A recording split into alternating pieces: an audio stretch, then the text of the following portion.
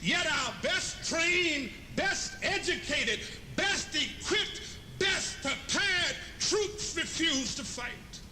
Matter of fact, it's safe to say that they would rather switch than fight.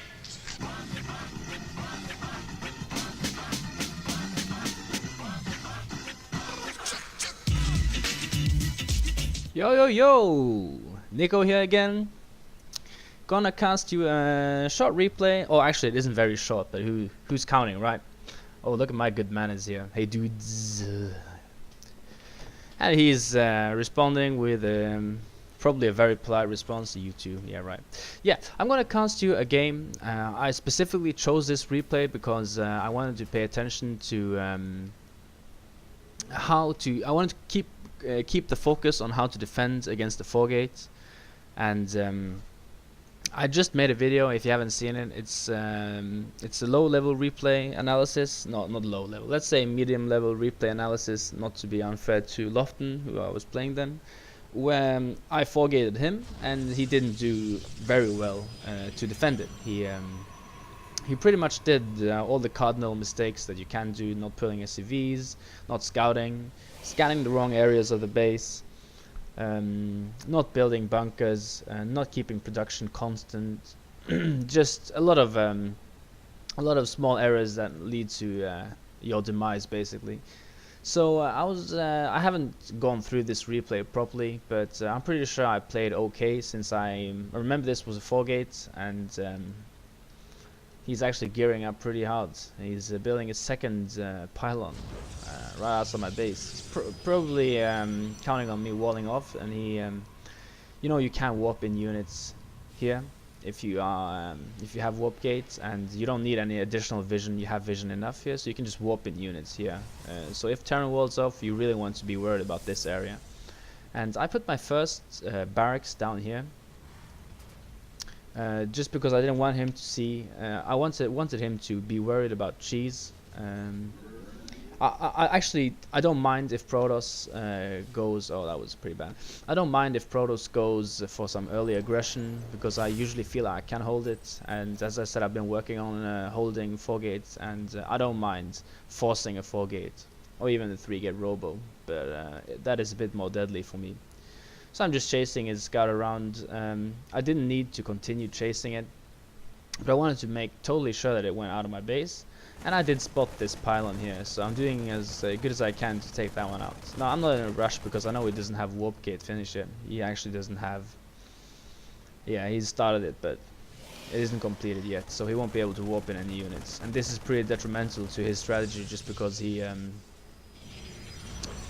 will be supply blocked, as you can see when I take down his pylon, and that's gonna last for quite a while. He's supply blocked still, and well, if you're going for 4-gate, you actually don't need to have a lot of supply headroom, just because you're not going to be producing probes constantly if you really want to do it quickly. It doesn't seem to be chrono boosting warp gate technology, so it's not an all-in build per se, but it's pretty aggressive nonetheless. And if you're a Protoss player, I can teach you a 4-gate pressure where you have warp gate down around 5 minutes and 30 seconds, and you start warping in units at like 6 minutes. And if we look at the 6-minute mark, if he had 4 stalkers at my base, now I did put down a bunker because I knew he was going for warp gates, 4-gates. And how I know this is by looking at his base. I know he has a cybernetics core and he has 2 gateways, and I saw he only had 1 gas at the time. Now this is pretty easy to see that he's going to at least put on some early pressure, because usually when Protoss expands, they don't get 2 gateways. They might get 1 gate, 1 robo, or they might get double gas just to have those sentries to protect their ramp. And also I saw him placing a pylon here. Now if I were him, I would definitely rethink my game plan and go away from 4-gating just when you lose that pylon, because your opponent will be aware of it. And I was now, as you can see by the bunker, I was pretty confident that there was going to be some warp gate pressure. Now I'm not going to change my strategy. My game plan is the same. I'm just putting a marine there to get some vision of when he starts warping in. Oh, I had that one hotkeyed. Now I'm putting a marine here just so I can see when he starts warping in a pylon. And as soon as I see it, I want to deal with that as quickly as possible. Have marines in my bunker, and I'm not going to remove those. I'm not going to take those marines out of my bunker for whatever it takes. I'm going to leave them there. Now, when this pylon finishes, he starts warping in a zealot. Take that one down pretty easy. Actually, I lose like 32 hit points off one marine, and I take this pylon down.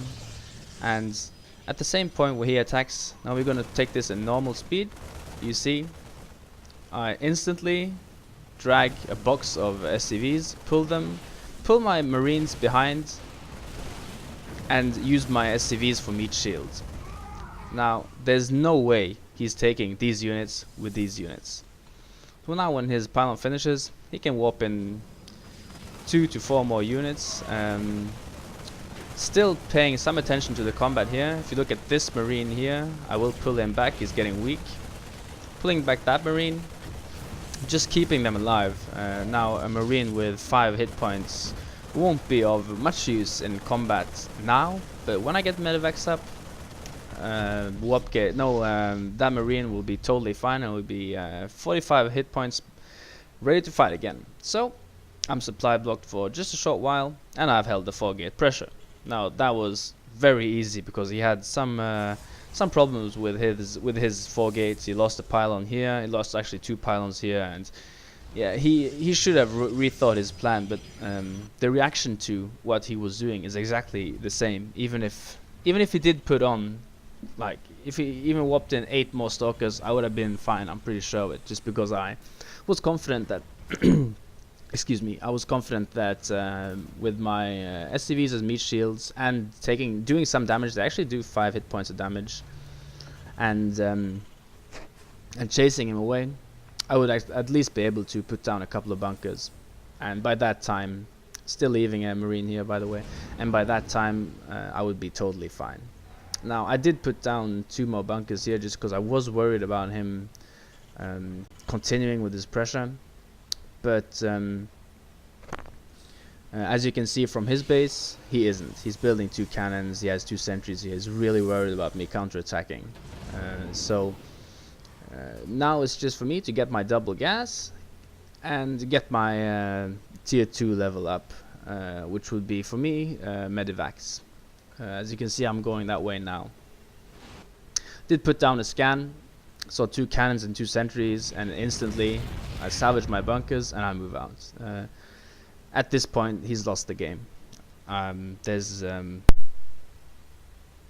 very little chance for him getting back into this. He's 1 base, I'm 2. If you look at the income, I have 34 workers, he has 27. And I'm just gonna keep making SCVs. Obviously I'm not now, but hey, nobody's perfect, right? I should definitely be making SCVs, but I'm making here, and I probably just forgot to hotkey my other orbital commands. I should know this pretty soon, because it's a huge mistake, and you don't want to spend too much time with a production facility out of production, basically. And there you go.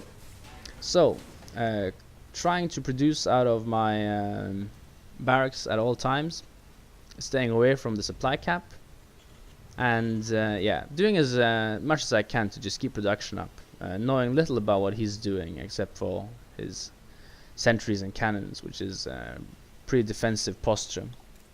If you look at the army, I could definitely go and kill him now, and I should, but I didn't. Now all this was done just to show you how to defend, how easily it is defended. You just react by dragging a box of SCVs, bringing them in front of your infantry, pulling your infantry back, and then just attacking. You can just attack move. And when I was out here fighting, I kept pulling back my weakest marines out of the combat, because when they die, they don't do anything, and when they and as long as they stay alive, they live to fight another day. So he's probably not happy about me going MMM, but he's going he's expanding twice, and I'm landing my factory here just to Eventually probably just build a siege tank or something, just keep him pinned in his base. Now, as I'm saying, this game is already over. He is obviously not happy with my unit composition, but basically, when you forgate and you are stopped, defeated pretty hard, there's no way for Terran to actually if Terran responds in time, he will put down additional barracks. So if you're worried as a Protoss player about about the forgate, about MMM, you shouldn't forgate. That's just how it is. If you don't win by forgating, there's a huge chance that Terran will stick to mass bio, just because that's the production facilities that are available at the time. Now, I knew that my opponent had to do something drastical to get back into this game, so I was thinking, okay, what can he be doing? I don't need to scan his entire base. I do, however, need to drop him. Now, by dropping him, I accomplish a lot of things, but mainly you do economical damage. That's what you want to do. I don't want to focus anything in particular. I just want to kill workers. And I think I killed like 5 or 6 workers. Killed the Stalker and lifted off. And he also showed me his Twilight Council. He showed me his Colossus. I know basically everything is doing now. So in reaction, we have Vikings. Now, not patting myself too much on the back for that. It's pretty easy just to understand that Vikings do very well against Colossus, since Colossus can't shoot air and Vikings can shoot them. Supply blocked for a short period, doing quite well, keeping my minerals very low. Well, very low isn't actually true, but keeping my minerals as low as I can. I should be upgrading here any moment. With all these minerals, you really want to spend them. Not queuing any units, even though I am just floating a bit minerals, and there you see my minerals are spent. Now, sending out some SCVs all around the map. You can see this one's going there to build an expansion, this one's going here to check it out, and this one's going here just to see if he snuck one expansion in. And as you saw earlier, he did sneak one expansion, and when I run into this, I'm even more happy, to be honest, because I know he's expanded twice, once more than I have, and I got a huge army, to be honest. I see no reason to do anything else at this point. I am upgrading. I'm getting my 2-2, which is it's okay timing. I don't get gas very early, and I don't have a very gas intensive build, so that's why I don't get early gas. But I have 4 refineries going now, and I'm usually struggling for minerals and not gas, just because against Protoss I like to go mass bio. Now I could probably make some ghosts and spend my gas, but there was no point in it. Stimming, taking out the pylon just because I don't want him to warp in reinforcements, and then I focus the workers. Now at exactly this point in time, I wasn't too worried about this. I had 183 supply. He's pulling his entire army to kill 8 marines, and I'm totally fine with that. Leaves him out of position, and I really should be capitalizing on this. I should be attacking him here now, but probably was busy with other things. I'm actually moving out to see if I can intercept him, going by the watchtower and just seeing his Colossus here. With my Vikings, I'm just gonna try and see if I can do any damage.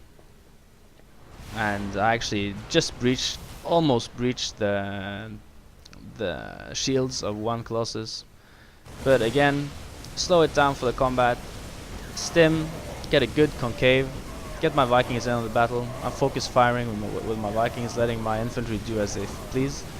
Putting down a scan just in case he has Dark Templars. I did see he had the Twilight Council, and you would notice Dark Templars before they got some kills in, because just it's so hectic. And if you look at the army size, I'm at 150 to his 50. I could probably just stim and run up here, but I like to play it safe. I was telling you in a game I analyzed earlier that I would pull back if I did huge damage, and that's what I'm doing here. See no real urgency to go in here. Amazing player as Terran, yeah. Okay, I'm a bit embarrassed. I actually remember what I responded to him here.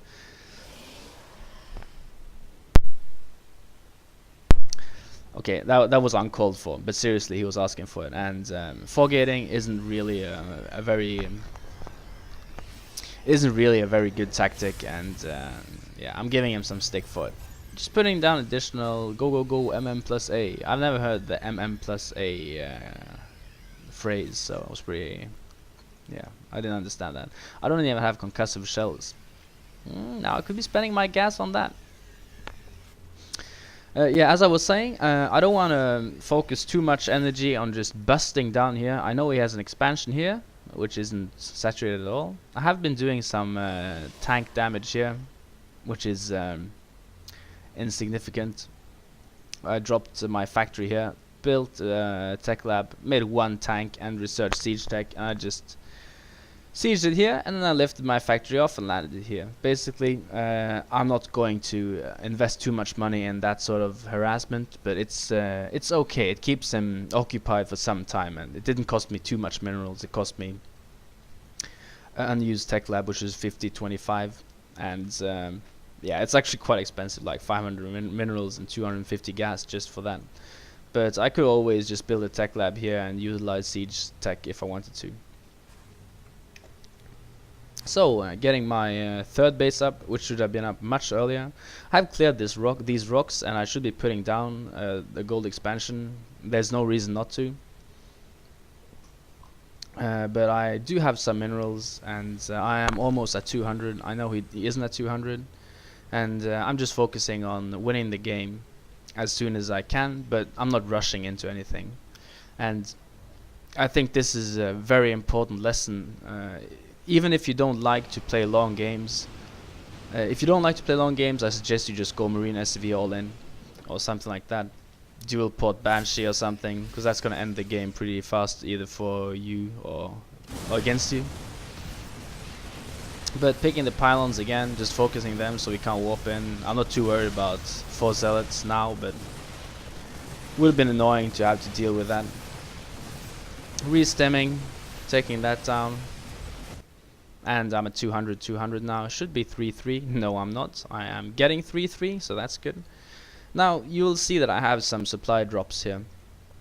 And to be honest, at some point, at one point in the game, you'll just reach the point where you'll find out that, okay, my income is pretty high.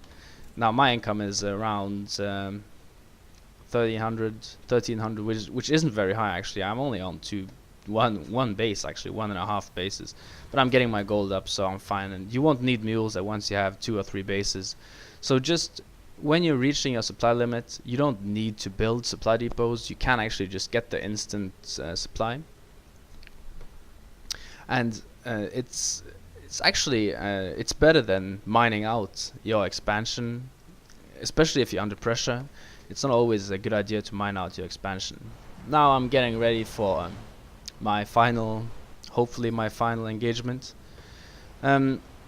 I'm going to slow down here as well, just to show you a small micro tip, which actually isn't micro as much as it is just utilizing your entire army. Now, I'm going to pause the game here. I'm putting a scan down to get vision, so I don't run in here and don't have anything to shoot at, obviously. And as you can see, my my lump of 200 food is pretty clumped together. So what I want to do now is get a nice concave. Now when you're attacking a ramp like this, your units won't naturally concave, just because it's trying to attack a single unit that you're clicking.